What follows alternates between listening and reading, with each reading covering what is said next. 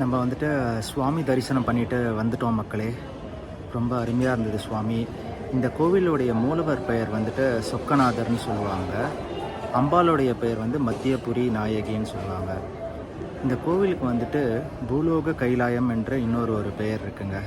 எதனாலனா இப்பிறப்பில் வந்துட்டு நம்ம ஏதாவது பாவம் ஏதாவது செஞ்சிருந்தா வந்து இப்பிறப்பிலேயே வந்துட்டு அதை மன்னித்து நமக்கு வந்துட்டு நன்மை வழங்குவதால் வந்துட்டு இந்த தலத்திற்கு வந்துட்டு அவ்வளவு சிறப்புங்க. ஸோ அதனால தான் இந்த கோவிலுடைய மூலவர் சொக்கநாதரை வந்துட்டு இம்மையிலும் நன்மை தருவார் என்று அழைக்கப்படுகிறார்.